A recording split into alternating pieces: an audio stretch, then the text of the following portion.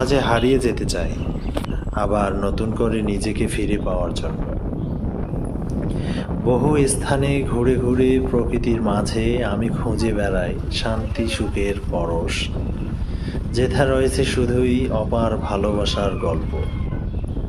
প্রকৃতি এমন একটা জিনিস যা প্রত্যেকটা মানুষের মনকে নতুনত্ব দেয়, একটা নতুন ভালো লাগা সৃষ্টি করে। প্রকৃতির সৌন্দর্যের মাঝে আজই হারিয়ে যেতে চাই, হতে চাই সুবিশাল আকাশের মতো বিস্তৃত। প্রকৃতির সাথেই বারে বারে মিশতে ইচ্ছে করে, তাই মাঝে মাঝে হারাই দূর দিগন্তে।